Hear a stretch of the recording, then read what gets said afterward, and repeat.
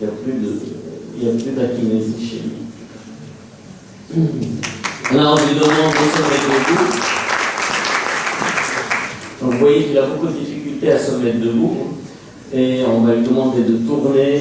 Il ne peut pas tourner, c'est très très difficile.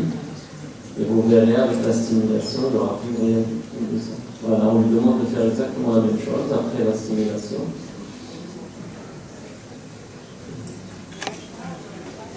Donc ça reste quand même une approche qui marche très très bien.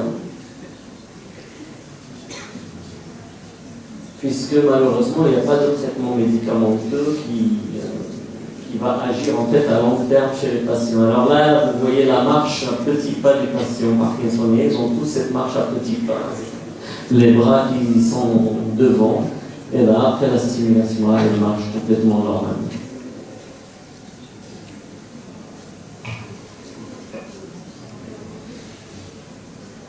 Alors là, c'est un autre patient.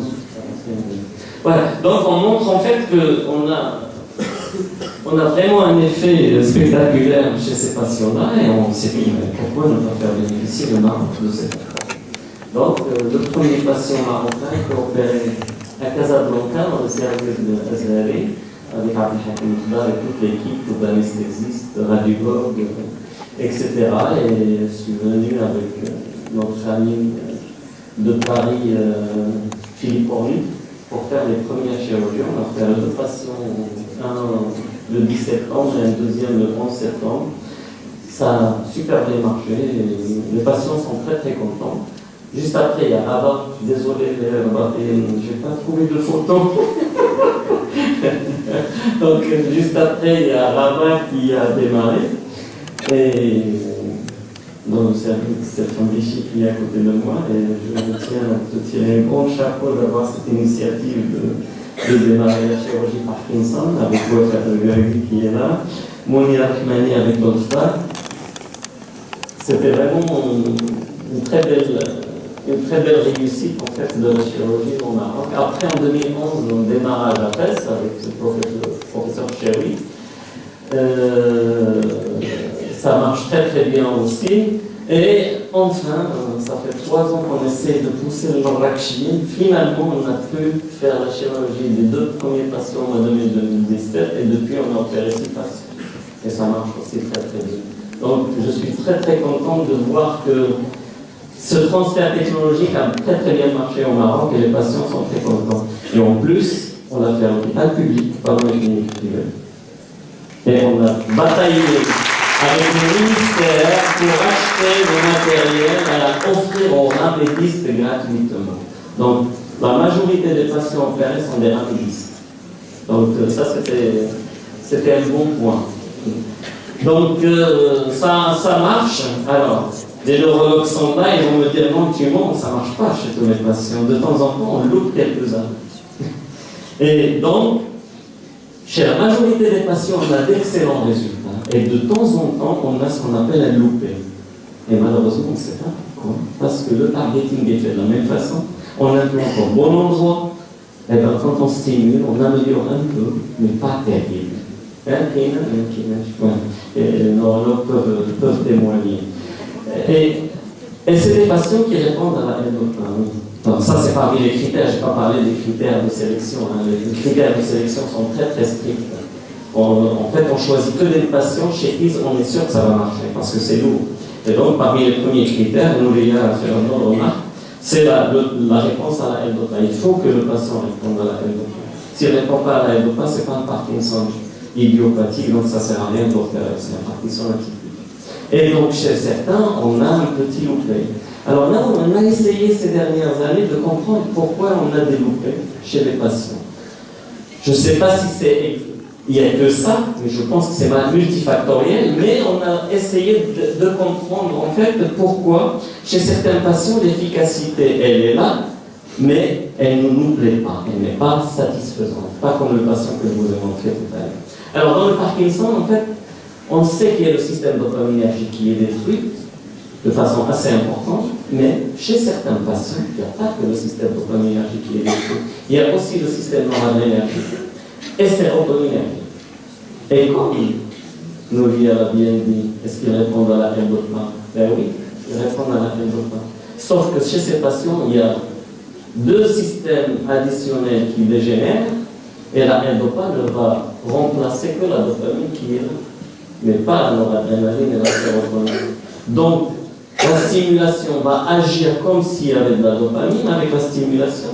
C'est un effet dopalike, mais elle ne remplace pas la noradrénaline et la sérotonine, et c'est ce qu'on a montré chez le rat, en faisant en fait des stimulations. Donc on a le même système à peu près que celui qu'on implante chez les patients. On a un petit stimulateur qu'on met sur la tête de l'animal, on met des piles, on ferme l'ensemble et on stimule les animaux. Et on regarde en fait chez des animaux avec des lésions multiples. Donc ici on a les animaux contrôle, ici des animaux avec une lésion dopaminergique seule, que le système dopaminergique qui est lésé. Ici on a des animaux avec une lésion combinée de la dopamine et de la noradrénaline. Ici on a des animaux avec combinaison de la lésion dopaminergique et sérotoninergique. Et ici on a des animaux avec les trois dégénérescences. Dopamine, système dopaminergique, noradrénergique et sérotoninergique. Et qu'est-ce qu'on a remarqué? Si on regarde ces histogrammes, on voit pas bien, mais on voit quand même. Quand les animaux ils n'ont que la lésion dopaminergique, on améliore de façon très importante la locomotion chez les animaux. Vous voyez ici. Chez les animaux avec les combinaisons de lésions, dès qu'on rajoute une lésion noradrénergique, on n'a plus de différence significative. Ils sont améliorés un peu, mais pas beaucoup. S'il y a une lésion combinée dopaminergique et sérotoninergique, pareil, on améliore un peu, mais pas de façon significative. Et quand on a la dépression des trois systèmes, exactement pareil. Donc, on pense que chez les patients où la réponse n'est pas satisfaisante à la stimulation, c'est parce que ces patients-là, ils ont des combinaisons de dépression en fait, des systèmes dopaminergiques, tout simplement. Voilà. Je ne sais pas si j'ai encore le temps de parler. Je suis très bavard. Je continue? Ça vous plaît? Donc, en fait, cette approche est réversible, n'induit pas vraiment d'effets secondaires très, très handicapants. Et c'est une stimulation électrique. Donc, si on pose des problèmes, on arrête la stimulation et tout redevient comme avant. Et du coup, il y a eu d'autres applications. Et en particulier dans les troubles obsessionnels compulsifs, la situation Lousse-Ouest. Et Lousse-Ouest, pas celui de juste laver les mains et revenir laver les mains. Non, c'est des cas très très sévères qui ne répondent à aucun traitement. Donc des gens vraiment qui ont une vie bouleversée par les TOC, par ces troubles obsessionnels compulsifs. Comment en fait l'idée est arrivée pour faire la stimulation chez ces gens-là? En fait, à Paris, il y avait deux patients parkinsoniens dans le service d'Agile. Il y avait un Parkinson très sévère. Un Parkinson tellement sévère qu'ils n'ont jamais décrit qu'ils avaient d'autres symptômes que le Parkinson. Et le jour où ils les ont opérés, ces deux patients, ils étaient tellement améliorés sur le plan moteur qu'ils sont revenus pour dire nous, on est vraiment très contents de la chirurgie, on est devenus normaux, etc. Mais on a un souci grave. On avait un autre souci grave qu'on n'a plus, c'est le TOC. Donc la stimulation du noyau sous-pharyngique a amélioré tout ce qui est moteur, et elle a amélioré aussi les troubles obsessionnels compulsifs. Et c'est là où l'idée est arrivée, pourquoi ne pas proposer au cas très sévère la stimulation du noyau sous-pharyngique. Et c'est ce qui a été fait, et ça marche très très bien. J'ai une petite vidéo d'un patient. Alors là, il faut l'écouter.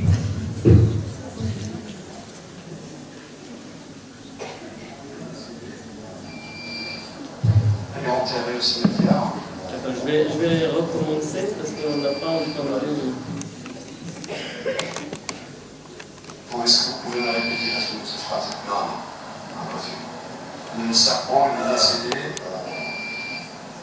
Il est enterré au cimetière.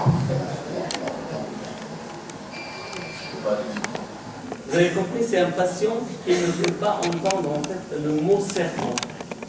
Il panique, il n'est pas bien du tout. Bon, est-ce que vous pouvez me répéter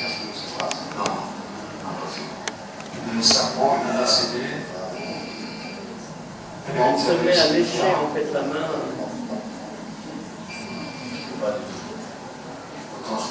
Même si c'est moi qui le dis, ça me stresse.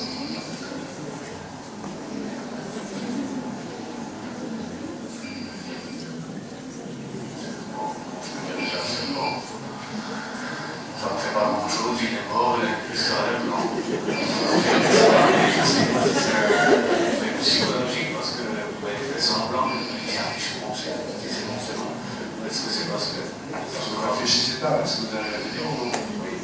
Allez-y. Le serpent. Non, le serpent il est mort, il est sorti, il est enterré au cimetière, jusqu'à la terre.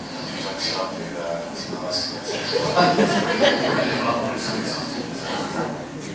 Voilà. En fait,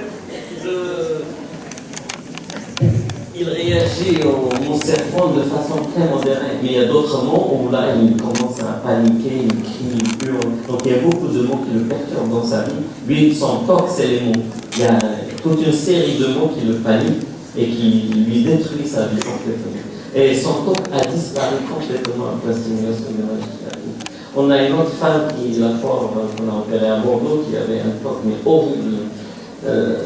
Elle est tellement obsédée par la propreté qu'elle a fini par devenir la femme la plus sale du monde. Elle ne se lavait plus. Parce que plus elle se lave, plus elle se gratte, plus elle arrache sa peau, etc. Donc elle ne se lave plus, elle est devenue vraiment tout à fait le contraire. Et maintenant elle est devenue complètement normale. Donc on a cette application humaine qui est très importante au niveau des tocs. Il y a d'autres applications, si mon chef m'autorise. Il y a d'autres en fait applications et on dit que la meilleure façon d'appliquer la stimulation pas d'une muscularique mais d'autres structures cérébrales, c'est de comprendre la physiopathologie. Donc si on arrive à déterminer qu'il y a une zone qui devient folle, j'utilise le terme folle, la structure folle, dont le cerveau par ses décharges électriques anormales, on peut proposer cette approche thérapeutique parce qu'elle est réversible. Mais il ne faut pas qu'il y ait d'abus. Il faut vraiment qu'il y ait une étude physiopathologique qui détermine vraiment l'anormalité, l'anormalité. Donc, et pour ça, il faut comprendre en fait la physiopathologie. Alors, parmi les pathologies où on connaît bien en fait la physiopathologie, c'est la dystonie. Et en particulier la dystonie génétique des Y-terres. Et là, c'est un cas d'un patient que j'aimerais bien partager avec vous aussi. Et vous allez voir la catastrophe qu'il vit, c'est qu'il est tout le temps tordu comme ça. Il ne peut pas se redresser. Il est tout le temps comme ça. Alors je vais déclencher la vidéo à droite après chirurgie. Donc on vient de démarrer la stimulation. Alors contrairement au Parkinson, où on a un effet on-off, c'est-à-dire que le patient est parkinsonien, complètement bloqué, on déclenche la stimulation, dans la seconde qui suit, il devient normal. Dans la dystonie, ce n'est pas le cas. Il y a une plasticité cérébrale qui doit se créer avec la stimulation pour qu'il soit amélioré. Donc là, on a déclenché déjà la stimulation. Vous voyez, il est encore tordu. Et vous allez suivre l'évolution. Voilà, il commence à se redresser petit à petit. Voilà. Là, c'est impossible. Ce qu'il fait là est impossible, là, sans la stimulation. Donc là, il commence à se redresser. Et vous allez voir, de plus en plus le temps va passer, de plus en plus lui, il va se redresser correctement. Regardez là, le médecin essaye de le redresser, c'est impossible. Donc là, déjà, vous voyez le sourire sur son visage, il est déjà content parce qu'il peut tourner la tête. Là, c'est impossible. Regardez la position dans laquelle il est. Donc ça, c'est une chirurgie qui a été faite aux États-Unis, mais on l'a fait nous aussi à Bordeaux. J'ai choisi ce cas parce qu'il est vraiment très très sévère. Ça se fait un peu partout même dans la dystonie. Je crois quand même à Rabat, vous avez obtenu des petits dystonies. Donc là, le temps passe encore, on va voir l'évolution, ça va venir petit à petit.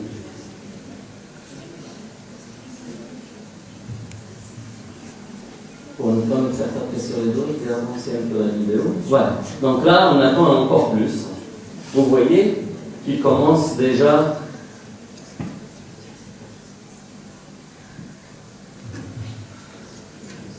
Il peut même se mettre debout droit. Tandis que là, le temps passe de la même façon, il est toujours comme ça. Il vivait comme ça tout le temps.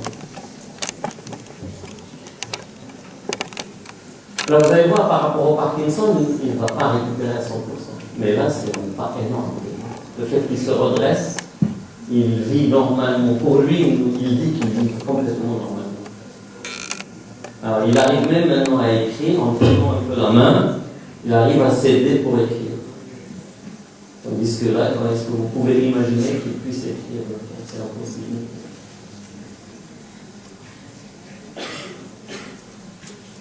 Donc en fait, c'est une chirurgie qui a permis d'avoir une évolution en fait au niveau sur le plan thérapeutique qui est vraiment très intéressant.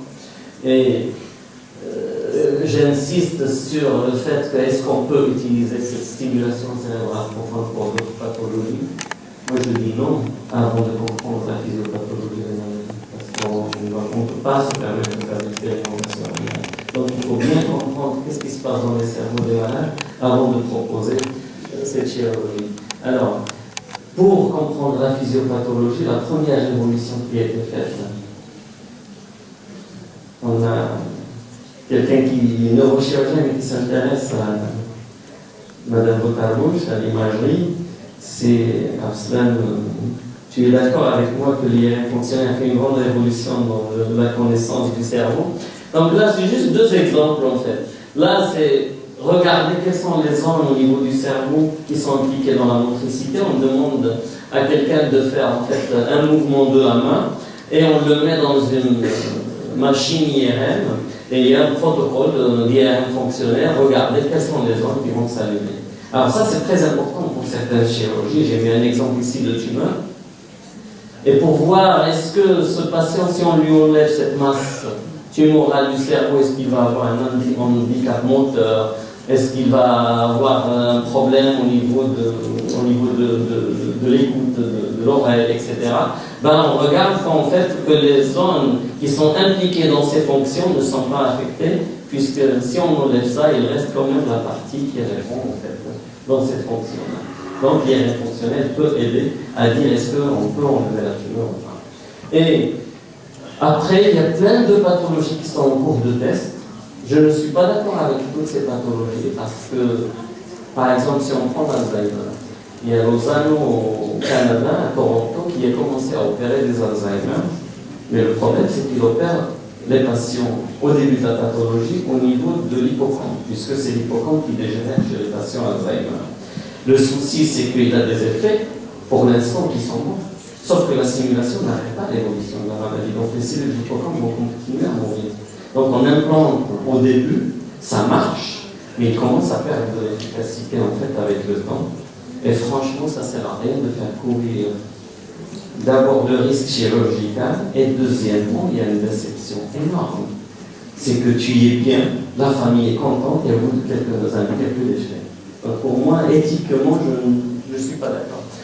La dépression, il y a des bases physiopathologiques qui ont permis de commencer à opérer des dépressifs graves, qui sont suicidaires, qui veulent tous mourir, ceux qui ont plus opérés, parce que la dépression grave peut induire une dépression sévère et des suicides. Il y en a qui opèrent aux États-Unis, vous savez qu'il y a un problème grave, sévère de l'obésité. Maintenant, il y en a qui mettent des électrodes au niveau de l'hypothalamus pour enlever l'obésité, l'anorexie, l'addiction au poids, bref.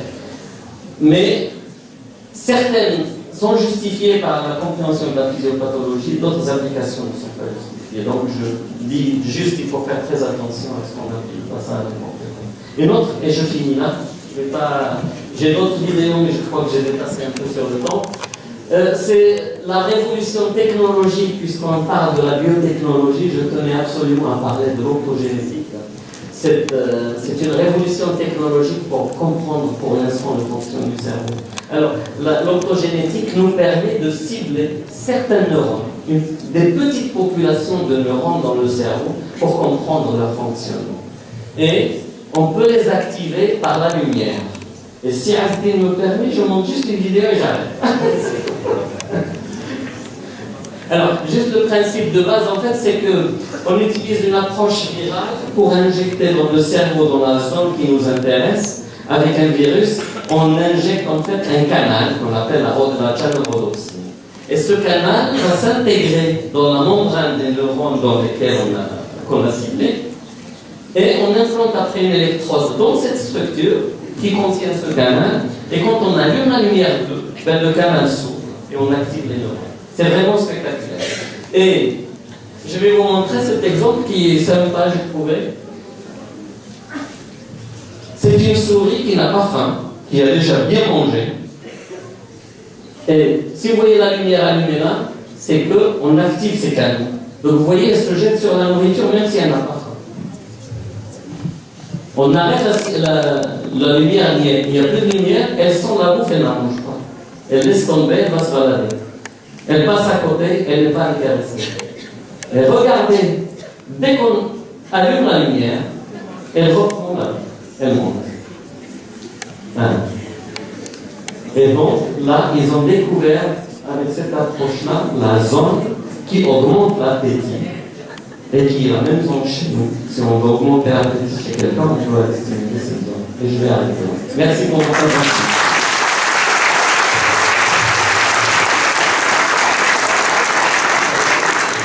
Je vais demander à SD, mais c'est de me rejoindre pour répondre aux questions. Merci aux deux orateurs pour les deux belles conférences. Donc, vous voyez qu'on est parti des omiques, de la génomique, en passant par la CRISP et le découpage de la chirurgie à l'échelon génomique. Et puis, je pense que vous avez bien fait la liaison, puisqu'on est parti sur les neurosciences. On est revenu à la maladie de Parkinson, ses avancées, à la stimulation, neurostimulation, et puis voilà, à l'autogénétique à la fin, donc c'est ce qui permet de faire bien le lien. Donc, on peut se prendre un quart d'heure de questions pour éviter que tout le monde soit là, que certains de ces spécialistes sont là. Je suis bien chirurgien, neurologue, pédiatre, etc. Donc, les questions à la salle sont ouvertes. Donnez le micro, s'il vous plaît. On va commencer par le neurologue. Oui, bonsoir. Je suis très contente d'être ici. Je m'appelle Noria Ferraza, je suis neuroscientifique. J'ai une question pour CSD et une question pour Hamid. Alors, chacun de nous est un être à part, avec sa cartographie génomique, etc. Vous avez parlé de la thérapie individualisée. C'est très intéressant, bien sûr, c'est très prometteur, etc. Alors moi, la question que je veux poser, c'est que si nous sommes des êtres à part pour chaque individu, donc nos réactions épigénétiques vont être chacune individuelle, la mise en cause, les pathologies que nous allons développer, etc. Donc vous avez proposé une thérapie médicamenteuse appropriée pour tout un chacun. Cela veut-il dire qu'il y aura un médicament par individu? Et de ce fait-là, quel serait le coût? Et est-ce que dans un monde sous-développé ou en développement, où il y a une multitude de paramètres qui sont pris en considération, surtout dans un pays comme le Maroc, où presque 50%, si ce n'est pas plus, de la population n'est pas prise en charge par la sécurité sociale, etc. Est-ce que c'est quelque chose qui a pour terme peut-être rapide? Ma question à Hamid, c'est à partir du moment où les Parkinsoniens ratés sont probablement des personnes qui ont une neurodégénérescence dopaminergique, mais aussi noradrénergique et sérotonergique. Mais c'est pas possible de penser à une triple stimulation. La stimulation du globus sous-thalamique, celle du RAFé et celle du locus coeruleus. Merci.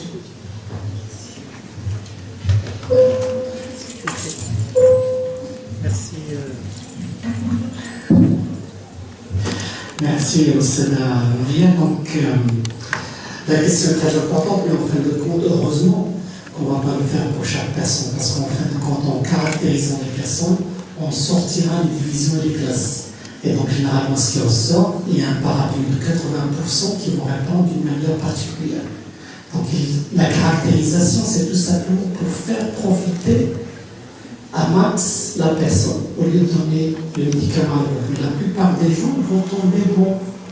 une famille. Donc il y aura cette population, mais là, ça sera caractérisé au lieu de le faire maintenant à l'aveugle. Donc quand vous parlez des Américains, donc vous parlez, par exemple, ce qui a été réalisé aux États-Unis, pour les Afro-Américains, ils ont besoin de plus de doses. Parce qu'ils ont une mutation particulière, donc ils ont une classe à part.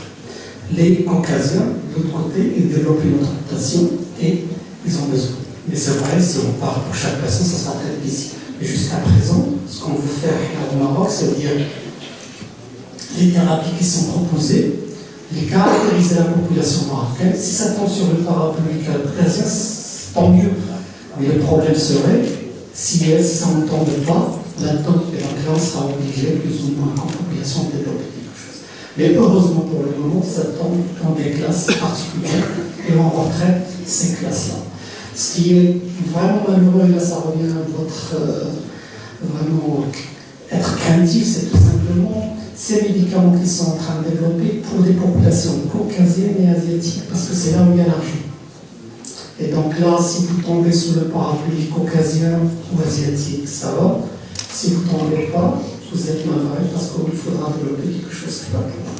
Mais moi, quand je parle de la pharmacogénétique, je suis en train de regarder de l'autre côté l'acharnement thérapeutique. Parce que moi, je suis en train de craindre que, par exemple, des gens qui sont en train de prendre des anticancéreux, qui sont très chers, très fatigants, font souffrir, et qu'on perd de l'argent, on fait souffrir les familles, alors qu'il n'y a aucune chance que ces thérapies marchent. Et là, je pense à l'acharnement thérapeutique, c'est ce que j'ai en tête, et je pense peut-être des fois accompagner le patient correctement en douceur et lui donner 3 mois de qualité serait peut-être plus intéressant que de s'acharner, et ce dans ce sens la pharmacogénétique peut être intéressant. Tu l'as dit que tu étais ravi d'être là. Je suis plus que ravi que tu sois. Et je vais te répondre à ta question. En fait, c'est vrai que chez un nombre, je pense, pas très important, mais on pense que c'est entre 30 et 40% de patients qui souffrent en fait, de cette dépression complémentaire de la noradrénaline et la sérotonine. L'idée de stimuler les 3 systèmes, je pense que c'est compliqué à faire. Pourquoi? Parce que les 3 systèmes sont interconnectés. Et j'ai peur qu'en stimulant le locus coeruleus, le RAFE, plus le modus thalamique, il y ait des interférences et qui risquent de bloquer l'efficacité quelque part. Parce que c'est des systèmes très très interconnectés entre eux. L'idée qu'on a en fait, et les manips, il y en a qui sont en cours, il y en a qui vont arriver, c'est d'utiliser des inhibiteurs de la capture, de la recapture de la noradrénaline et de la sérotonine pour essayer de laisser le maximum des 2 neurotransmetteurs dans la fente synaptique sans qu'ils soient captés. Et on a actuellement quelque chose qui existe, un traitement, en fait un produit qui existe qui s'appelle la duloxétine et qui cible les 2 en même temps. Donc un seul traitement pour cibler les 2 systèmes noradrénergiques et sérotoniniques. Et on pense que peut-être qu'on aura des efficacités plus importantes dans ce modèle-là. Donc c'est des manips qui sont en cours. On a une partie qui a déjà démarré. On espère obtenir des résultats positifs. D'autres questions? Oui? Professeur Waterbush?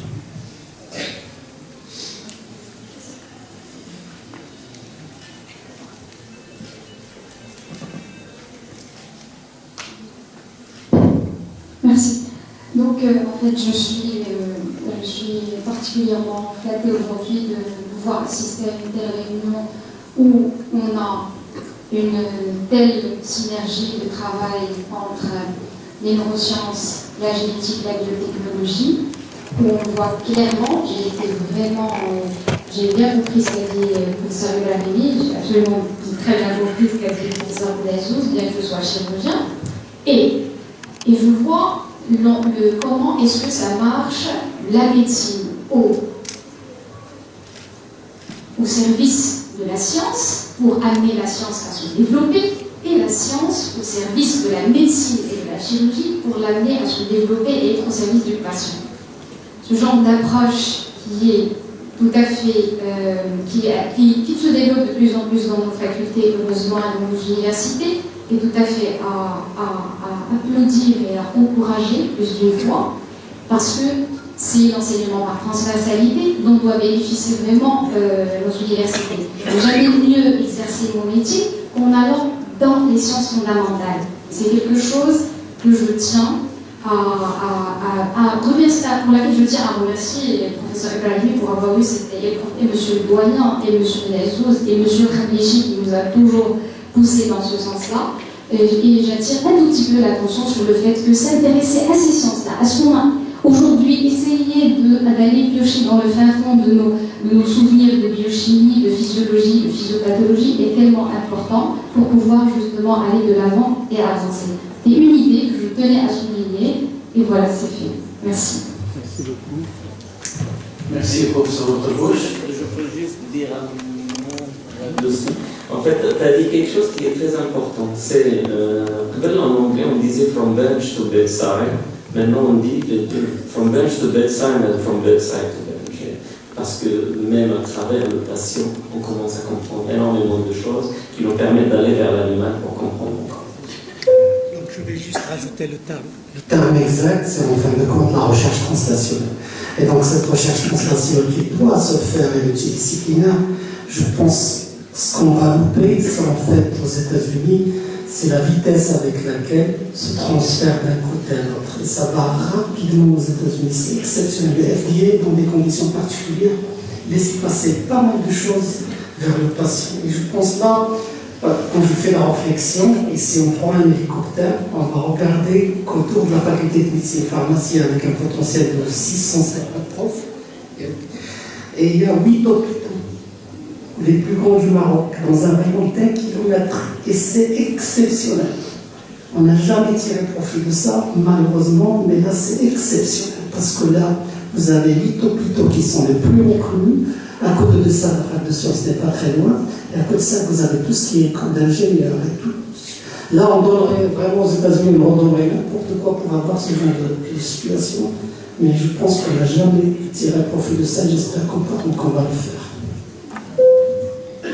Je crois qu'on peut rajouter la Chine, il ne faut pas l'oublier, qui représente un danger majeur sur la recherche de façon générale. Ils vont à toute vitesse, ils investissent un argent fou et avec une qualité un peu médiocre. Et ça me fait peur pour la recherche.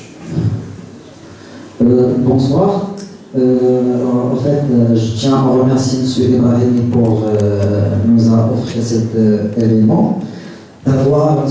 Hamid Azzouz entre nous. M. Hamid Azzouz, je pense, je le connais, ses réalisations avant de le voir, c'est grâce à Mme Novia, Mme Hanabi, qui nous a enseigné la neuroscience, la faculté de sciences de l'enfant. En fait, pour notre question, la question pour M. Hamid Azzouz, c'est quelles sont les conditions pour que les patients puissent bénéficier de cette chirurgie neurologique? Est-ce qu'il y a des critères spéciaux ou bien c'est tout le monde selon la pathologie? Merci. Alors, comme j'ai dit tout à l'heure, malheureusement, tous les patients parkinsoniens ne peuvent pas bénéficier de cette chirurgie. Ça nous permet de continuer la recherche sur le Parkinson, parce que l'idéal, en fait, dans le Parkinson, c'est de trouver un médicament qui marche pour tous les Parkinsoniens, qu'on n'ait plus de critères de sélection et faire des discriminations entre les patients. Alors, ça, ce serait l'idéal. On n'est pas là encore. J'espère qu'on va y arriver un jour. Et je crois que la recherche actuelle est très prometteuse pour y arriver dans les 10 ans à venir. Je pense que c'est possible. Cette chirurgie, en fait, elle est complexe par ses effets secondaires, parce que tous les patients parkinsoniens n'ont pas le Parkinson. On dit que chaque patient parkinsonien est une maladie de Parkinson propre. Et je ne pense pas que les neurologues, mes amis qui sont là, vont me contredire. Donc, on sait dans quelle catégorie de patients cette stimulation marche bien. Le premier critère, c'est la réponse à la L-Dopa, même de façon très brève. Si ce patient ne répond pas à la L-Dopa, ça ne sert à rien d'opérer, parce que l'effet de la stimulation électrique est un effet Dopa-like, c'est-à-dire qu'il induit les mêmes effets.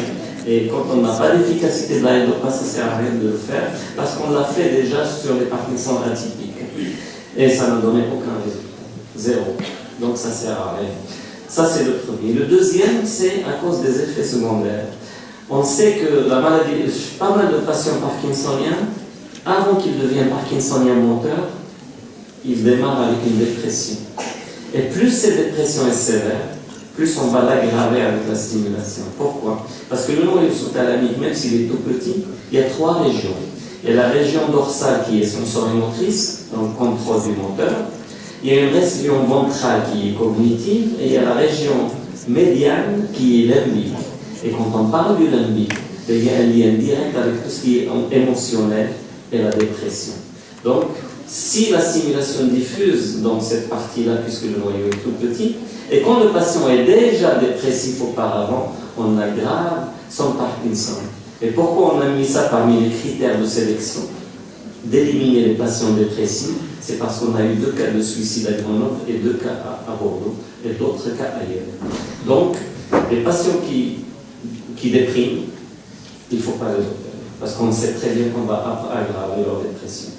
Et plus d'autres, l'atrophie cérébrale, si on passe l'IRM à un patient et on voit que son cortex est ratatiné, ça ne sert à rien d'opérer, parce que même si c'est efficace de suite, après il va perdre l'efficacité. Donc en fait, il y a toute une liste, je ne vais pas vous l'adresser là, mais je peux vous l'envoyer par mail si ça vous intéresse. Il y a toute une liste de critères d'exclusion et qu'on respecte de façon très stricte maintenant pour avoir la meilleure efficacité. Ça ne sert à rien de donner l'espoir à quelqu'un et le décevoir par la suite. Donc,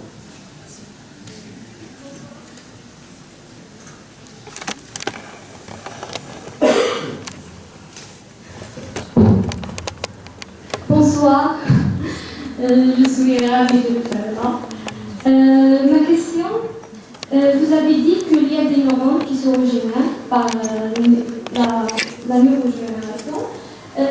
Est-ce qu'on peut suivre le même mécanisme qui rend les neurones, par exemple les neurones olfactifs, à se régénérer pour les autres neurones, pour les maladies par exemple de vieillissement? Malheureusement, non. La réponse actuelle, parce qu'on contredit tout le temps ce que nos prédécesseurs disent. Donc peut-être un jour on va trouver le moyen de le faire, mais pour l'instant, parce qu'on sait qu'il n'y a que dans certaines zones du cerveau où il y a cette neurogénèse. Elle n'existe pas dans toutes les structures cérébrales. Donc pour l'instant, non. Encore des questions, des précisions? Oui, bonjour. Alors, actuellement, il n'y a pas des études qui s'intéressent à la thérapie cellulaire par l'utilisation ou la transplantation des neurones dopaminergiques au niveau de striatum. C'est cellules qu'on peut générer au niveau de laboratoire à partir du sujet neuronal. Alors, est-ce que vous pensez que ça sera une solution efficace au futur? Merci. Alors tu es trop jeune, c'est pour ça que je ne sais pas que ça a déjà été fait, parce que tu es très jeune encore. L'idée de la greffe en fait, des neurones a démarré dans les années 80. Début des années 80, c'était Björn Lund en Suède qui avait proposé en fait l'utilisation de neurones mésencéphaliques embryonnaires. Donc il prenait en fait les fœtus après les avortements. Bon, il y avait un problème éthique, les religieux n'étaient pas d'accord à l'époque. Il y avait tout un débat, mais finalement, le comité d'éthique avait donné son accord et ils ont commencé en fait à le faire. Donc ils prenaient les fœtus, ils récupéraient le mésencéphale, ils dissociaient les neurones, et donc ils prenaient une population neuronale dopaminergique qu'ils greffaient chez les patients parkinsoniens dans le striatum, puisque c'est là où on a besoin en fait de la dopamine. Il s'est passé quelque chose d'extraordinaire au début, c'est-à-dire que tous les patients, quand ils sont greffés, ils sont améliorés à partir du 15e jour à peu près. 3 mois, 6 mois, 1 an maximum, et il y avait le déclin. Alors le déclin était à 2 niveaux. Le premier, c'est qu'il y avait plus d'efficacité sur le plan mental, et le deuxième, c'est qu'il y en avait qui ont développé des tumeurs cérébrales. Pourquoi les tumeurs cérébrales? C'est logique. En fait, on ne peut jamais filtrer que les neurones à implanter. Donc, il y a les neurones, mais il y a aussi de la cellule gliale, la glie. Et la glie se multiplie, les cellules gliales peuvent se multiplier, etc. Donc ça, c'est le deuxième point. Donc il y a des patients qui ont développé des tumeurs cérébrales. Pas tous, mais certains. Donc, vite fait, les gens commençaient à se poser des questions, plus de problématiques, etc. La troisième chose qui est négative dans la greffe, c'est qu'on impose en fait des cellules dans une région cérébrale en sachant que ces cellules vont produire de la dopamine au niveau local, mais sans connexion avec les neurones qui ont besoin de cette connexion. Parce que libérer la dopamine n'importe où, bon, ça peut marcher quand tu es proche des cellules qui ont besoin de la dopamine, mais si les cellules qui ont besoin de la dopamine sont loin, ben, tu ne vas pas profiter de cette dopamine-là. Donc, il n'y a pas eu en fait de connexion qui se faisait de façon importante entre les cellules. Quatrième problème, c'est le contrôle. Quand tu mets des cellules dans le striatum, ils ont une activité tonique permanente, donc ils libèrent de la dopamine en continu. Mais nous, on n'a pas besoin de la dopamine de façon continue. On a besoin de la dopamine de façon phasique. Quand tu as besoin de faire un mouvement, c'est là où tu as besoin de ta dopamine. Donc, et le fait qu'il y ait la dopamine qui se libère en permanence a provoqué la manifestation de dyskinésie chez certains patients. Et du coup, à partir de là, il y avait tellement d'inconvénients qu'on a laissé complètement tomber les greffes. Bonsoir. J'aimerais bien avoir un éclaircissement à propos de la dystonie. La dystonie, est-ce que c'est un symptôme qui rentre dans le cadre d'une pathologie ou c'est une maladie entière? Et qu'en est-il de la prise en charge des cas ici chez nous au Maroc? Parce que je vois qu'il y a pas mal de cas dystoniques. La dystonie, peut-être les neurologues répondront mieux que moi. La dystonie, c'est une maladie entière, bien sûr. C'est un syndrome dystonique développé chez les patients, soit parce qu'ils ont une anomalie génétique, dans le cas de DGFTA, de DGF11, etc. Soit c'est des dystonies secondaires qui sont associées à une souffrance post-natale ou quelque chose comme ça. Alors, la simulation marche bien chez les dystonies génétiques, elle ne marche pas chez les dystonies secondaires.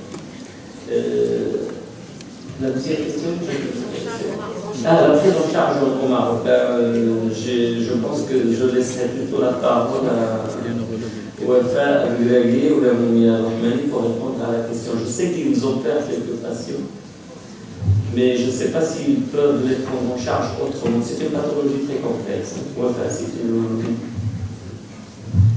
Bonjour. Pour la prise en charge, les patients familistes peuvent être opérés à l'hôpital, que ce soit pour le Parkinson ou la dystonie. Pour la mutuelle, donc ils ont une prise en charge de 80% et la CN6 de 70%. Le patient doit payer donc 30% par la suite. Donc c'est possible. Donc, je pense qu'on va s'arrêter là parce qu'il y a plein de questions. Et je pense qu'il était intéressant, c'est en fin de compte d'initier cette discussion. Je vois qu'il y a pas mal de possibilités. Et donc, comme c'est le jour de fête de Hamid, donc ce qu'on va essayer de faire. Donc, pourquoi on a choisi professeur Hamid Nassouz? Parce que, pour plusieurs raisons. Une première raison pour rendre hommage à quelqu'un qui a fait l'école publique. On dénigre tellement l'école publique, alors que là, il y a plein de gens qui sont le produit de l'école publique. Et Hamid, je le connaissais, et le résultat de l'école publique, et c'est quelque chose de super. Aussi parce qu'on voulait donner à nos jeunes une histoire de succès. Parce que tellement de négatifs ces jours-ci sur les réseaux sociaux, ce qui arrive au Maroc, et je pense qu'on a besoin des fois de ces gens qui ont milité en fin de compte, parce que c'est un parcours de militant qu'il a fait. C'est vrai qu'il était militant aussi à la fac, et donc de militant, que ce soit quand il était à Sarkir, où il a fait ses études, avant de partir à Tétouan, il a fait ses études brillamment, et avant de partir à Bordeaux, et bien sûr faire des études où il a excellé, et d'avoir le poste qu'il occupe aujourd'hui de directeur de recherche. Et je pense qu'on a besoin de ce genre d'histoire de succès pour nos jeunes, parce que ça leur permet de voir qu'il y a possibilité de faire quelque chose malgré les contraintes et malgré ce qui se passe. Donc, plein de gens, de jeunes que j'ai au laboratoire, que je côtoie au master et tout ça, pensent que c'était très facile d'aller en France dans les années 80 et de commencer une thèse. Mais je pense moi-même, c'est Hamid connaissent que c'était très très dur. Arriver avec un sac, vous avez toute votre vie dans votre sac, ne connaissant pas la ville, et vous débarquez en face du Crous, je pense que Hamid a fait ça aussi, et demander un logement. Je ne vous dis pas la réponse que vous recevez. Donc, je pense que le parcours qu'il a fait est très très dur, peut-être plus dur que le parcours qu'on pourrait avoir un étudiant marocain aujourd'hui, parce que, comme a dit Sijana Zofer, il y a pas mal de possibilités qui ont été développées là-bas à l'université qui permettent à des jeunes plus ou moins d'en profiter. Autre chose, moi j'avais choisi, c'est pour la qualité de la science, mais lui il a fait de façon merveilleuse son avocat, je ne vais pas le faire. Et d'ailleurs, les publications, les brevets sont là pour témoigner de la qualité de travail qu'il a accompli et qu'il accomplit tous les jours, et j'espère qu'il va accomplir par la suite. La quatrième chose, c'est en fin de compte, Hamid, il a œuvré beaucoup, et je pense aussi, c'est très difficile de dissocier Rabia et Hamid parce que, mon père, j'allais dire de 30 ans, mais ça ne me rajeunit pas, mais enfin, ils ont œuvré beaucoup pour le Maroc dans tout ce qui est transfert scientifique. Je pense que là, il y aura pas mal de témoignages. On a reçu plein de témoignages. Il y avait une fille qui nous a contactés des États-Unis, Sophia. Voilà. Il voulait témoigner tout ça parce que plein de gens sont partis dans son laboratoire à travers aussi le professeur Oulir Darazel qui fait un travail remarquable à la faculté des sciences. Et en collaboration avec Hamid, ils ont vraiment fait un vivier de neuroscientifiques au neurosciences. Ils sont très bons, il a fait plein de choses avec les gens. Notre maître ici, c'est Khamichi, il a fait beaucoup de choses avec le CHU de Casa et le CHU de Marrakech. Donc, le transfert de technologie, dont nous on essaie de faire la théorie, lui il a fait en pratique. Et donc c'est quelque chose d'admirable. Et je dirais aussi, je peux le dire, qu'il fait à côté de ça de l'humanitaire, sans le dire exactement, il en fait beaucoup. Donc il en fait beaucoup, je sais qu'il le fait, et je ne vais pas plus ou moins dévoiler des secrets de quelqu'un comme ça. À côté de ça, il est quelqu'un de bien, vous savez.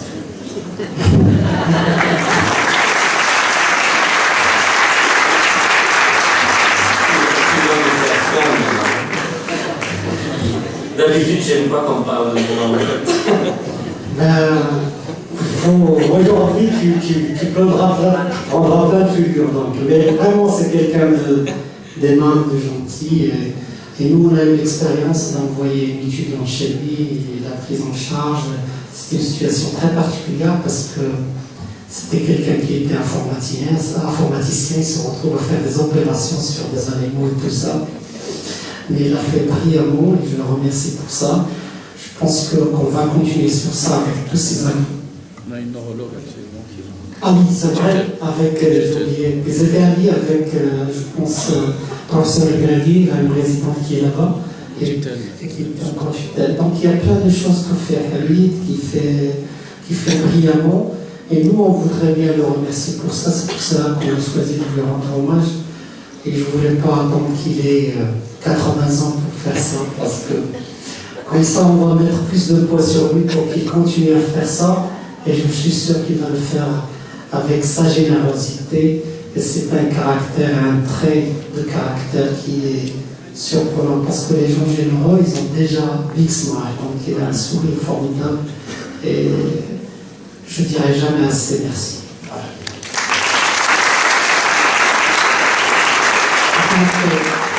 Est-ce que j'ai le droit à un petit commentaire? Non, absolument pas. Tu auras à la fin. Tu as deux choix. Soit tu pleures, soit tu attends à la fin. Pour l'instant, je tiens le corps. Voilà. Mais autre chose. Et donc, il y a plein d'éminents professeurs avec nous et des gens qui voulaient en témoigner, même des gens qui ont envoyé des courriers. J'arriverai pas à les lire tous de faire la vidéo, même la vidéo. Mais il y a des gens qui sont là. On va donner à des gens de 4-5 personnes de le faire. Et donc, on commencera par en remettre à tous certains privilégiés avant de passer à professeur. Je vais juste être un petit peu sévère, je me permets de dire de le faire pas beaucoup de minutes, mais à tout le monde comme ça, parce que je sais que plein de gens sont fatigués. Merci, professeur Foulich. Je dirais, voilà, je dois m'excuser. Voilà. En fin de compte, plein de gens, on les a contactés à la dernière minute. Il y avait cette demande. Pourquoi on a fait à la dernière minute? Parce qu'il y avait plein de paramètres qu'on ne contrôlait pas. Et c'est pour cela qu'on a fait à la dernière minute. Je m'en excuse auprès de notre maître. Et ce sera vraiment tolérant avec vous. C'était pas prévu. On m'avait dit quand je descendais des escaliers. Bonsoir tout le monde. Monsieur le doyen, professeur Nazeuz, professeur Brahimi, chers collègues et amis, mesdames et messieurs. Évidemment, c'est un grand bonheur et un grand plaisir d'assister à cette réunion d'aujourd'hui pour rendre hommage au professeur Nazeuz, bien entendu, et pour avoir écouté ces excellentes conférences que nous venons d'avoir de la part de professeur Brahimi et du professeur Nazeuz. Je voudrais, pour commencer, remercier M. le doyen d'avoir organisé cette réunion et d'avoir voulu que cet hommage, au lieu qu'il soit, c'est un hommage évidemment amorcé par le laboratoire de biotechnologie, mais qui devient un hommage rendu par la faculté de médecine de Rabat, qui devient un hommage rendu aussi par l'université de Mohamed V de Rabat. Et ce que nous avons vu tout à l'heure, le vice-président de l'université qui représentait le président qui, pour des raisons, je pense, de timing, n'a pas pu être avec nous, et qui devient surtout notre hommage à nous tous, les enseignants de cette faculté et de cette université, et les jeunes étudiants, je pense, et étudiantes qui sont ici. Je peux dire en leur nom tous que nous sommes beaucoup plus que fiers de rendre hommage à une personne comme c'est Nazeuz. Et on ne le fait pas parce que c'est un bon monsieur. C'est vrai, madame. On le fait parce qu'il a été dit tout à l'heure que le professeur Nazeuz, évidemment, il est issu de l'école publique. Je crois que l'école publique marocaine nous a donné tous. J'en fais partie, avec beaucoup de fierté, et continue à en donner. Il y a énormément de brillants Marocains qui sont donnés encore par cette école publique, et dont beaucoup, malheureusement, font partie de la diaspora marocaine qui est ailleurs. Sauf que le professeur Nazeuz fait exception, parce que c'est tous les jeunes scientifiques et grands technologues et technocrates, pas technocrates du tout, ça sont politique, les grands scientifiques et scientistes faisaient ce que faisait Nazeuz. Le Maroc aurait pu, malgré ses difficultés, bénéficier de ce qu'ils sont en train de faire. Vous connaissez tous les services qu'il rend au niveau de la formation. Ça a été dit aussi, je pense que notre cher ami et collègue bien-aimé, professeur Razal, ou Lana Nouria, comme je l'appelle toujours, va parler de ce qu'ils sont en train de faire. J'essaie un peu d'aider aussi de temps à autre en ce qui concerne les neurosciences, pas uniquement au Maroc, mais en Afrique. Grâce à eux, depuis maintenant plus de 20 ans, le Maroc est vraiment la plateforme des neurosciences fondamentales, mais aussi des neurosciences cliniques, mais surtout des neurosciences fondamentales, grâce à ce qu'ils font. Et va vous le dire tout à l'heure. C'est extraordinaire. C'est un rayonnement unique, je pense, de la science au Maroc par rapport au continent africain. Et vous savez qu'aujourd'hui, je crois qu'on ne peut pas avancer quoi que ce soit pour apprécier un pays que si on avance des choses positives comme ce progrès scientifique. La deuxième chose, c'est l'énorme service que vous avez rendu aux malades, permettez-moi de dire, à travers les neurochirurgiens. Je crois que depuis tout à l'heure, vous parliez de la chirurgie, mais je crois que la chirurgie, vous faites certainement une chirurgie très minutieuse au niveau du laboratoire, mais que les autres applications, tout le reste des applications a été fait donc par beaucoup d'équipes de neurochirurgie. Vous avez donné un panorama très très détaillé des applications de la stimulation cérébrale profonde.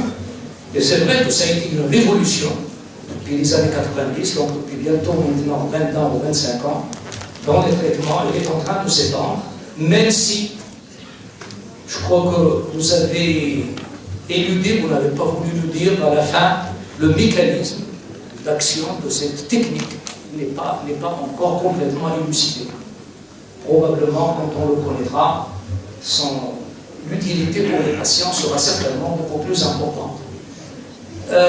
Vos travaux ont été, vous l'avez montré, et c'est juste. Encore une fois, si je peux en témoigner, puisque cette littérature des neurochirurgiens se sont intéressés, et les neurologues beaucoup, et il se trouve que l'application a été faite, comme vous l'avez mentionné, par le professeur Nabil.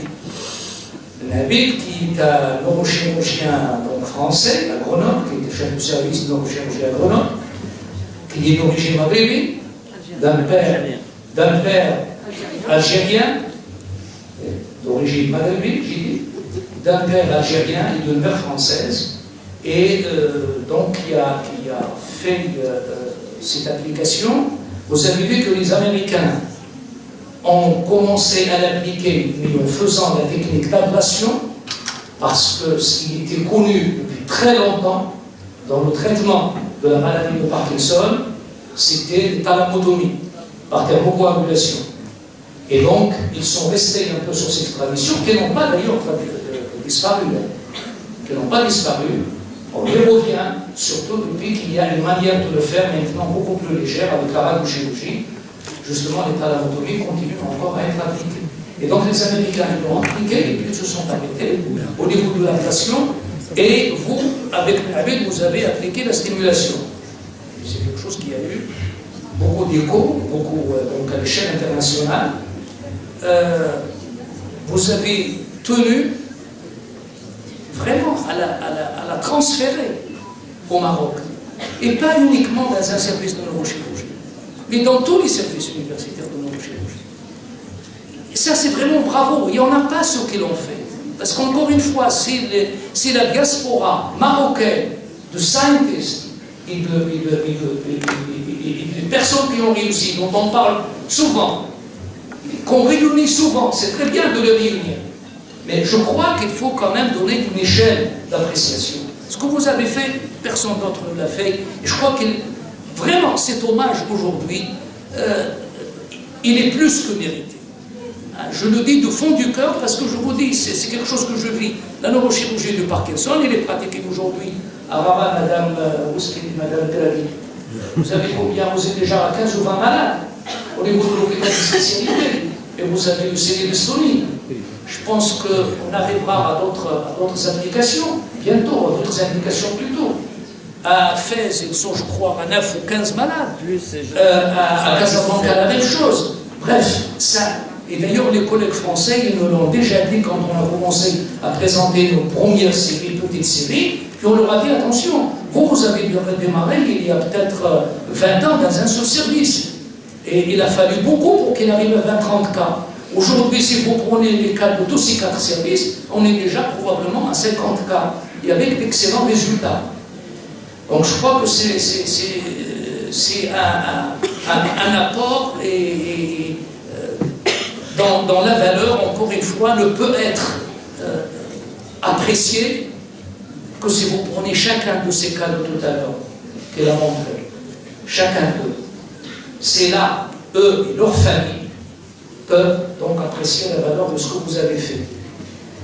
Et je voudrais terminer juste avec, je crois que vous le savez, le professeur Benhamid, donc avec qui vous avez travaillé pendant des années, et que vous avez accompagné dans cette descente des électrodes pour lui dire stop, vous êtes au niveau de CNT, comme vous voyez, cette anarchie dans les mouvements et dans les potentiels évoqués, neuronaux, il a acquis une grande notoriété.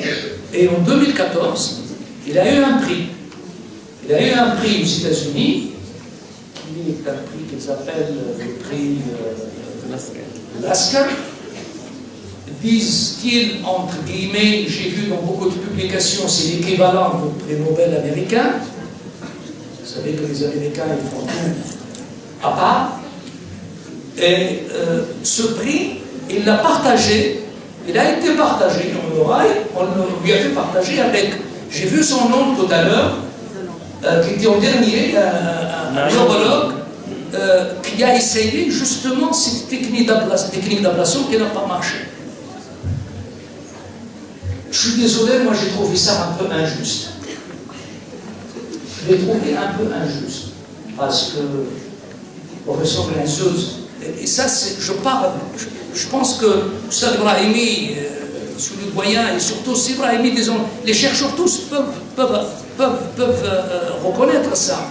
Vous avez vu que Glenseuse, avant d'arriver à ce qu'il nous a montré, je ne sais pas combien de macaques, de singes macaques il a sacrifié, combien il en a implanté, combien il en a d'abord de deux côtés, ensuite d'un seul côté, et combien il a contrôlé pour voir qu'il n'y a pas de complications et donc qu'on puisse passer à l'implication chez l'homme. C'est magnifique comme collaboration.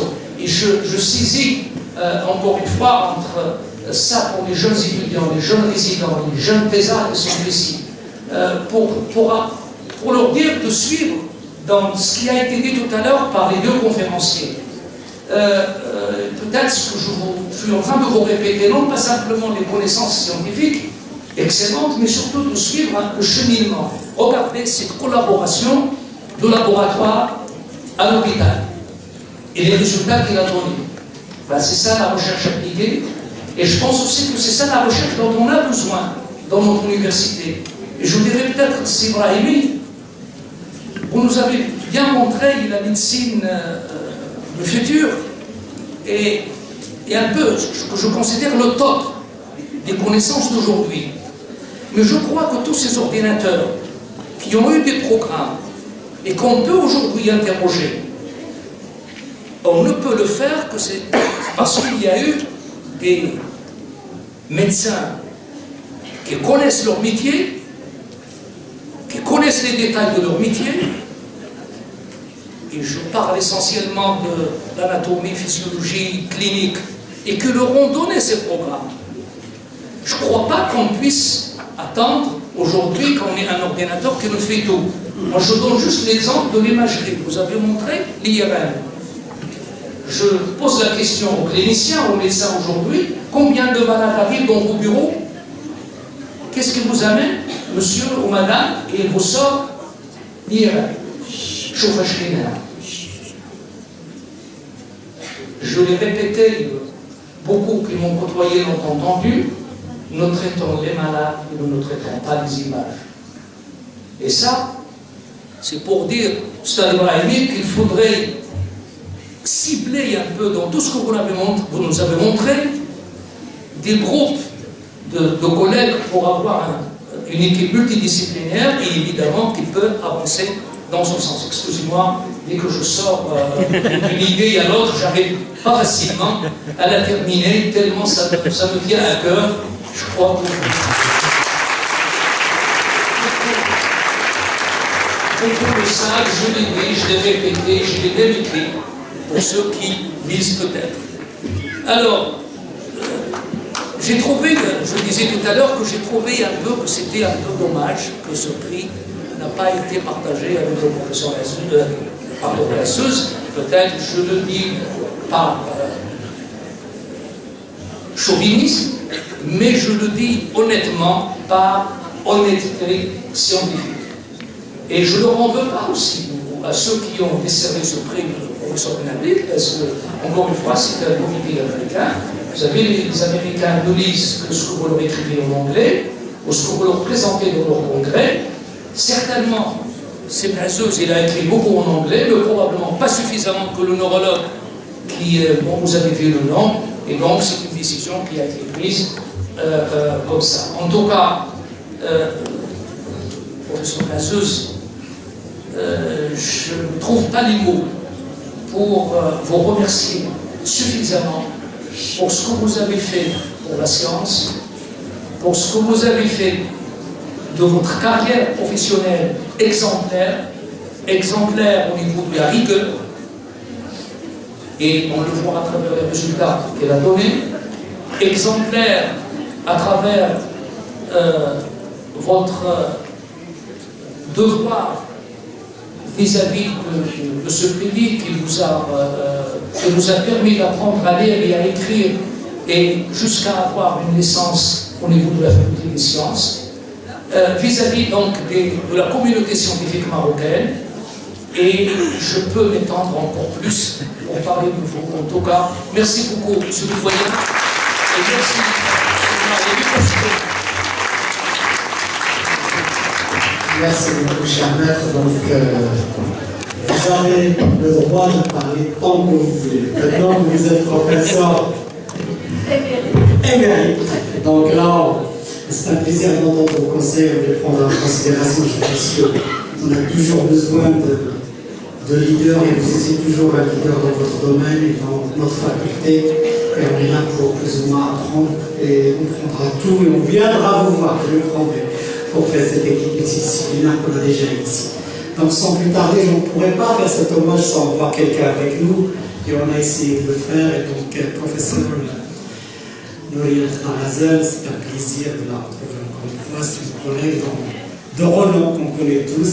Et moi, je la connais plutôt à travers ses étudiants. Donc, je sais qu'il a beaucoup de bonnes choses à dire sur lui.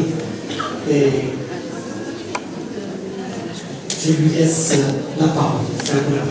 Merci beaucoup, Yazdi, monsieur le doyen, mesdames et messieurs les professeurs, très très chers étudiants. Tout à l'heure, j'ai dit que j'étais ravie d'être là.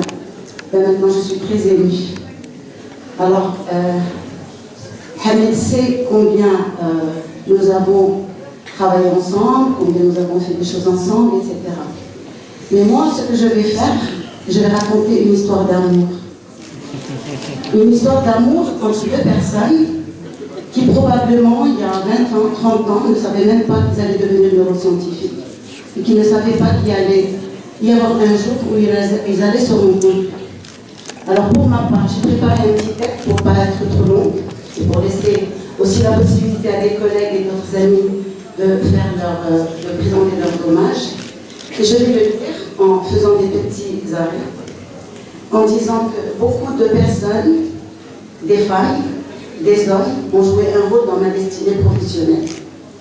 Toutes ces personnes ont œuvré pour faire de moi une scientifique, puis après une neuroscientifique, chacune me léguant une partie d'elle-même: rigueur, tolérance, concept, partage, critique, hypothèse, paradigme, etc., etc.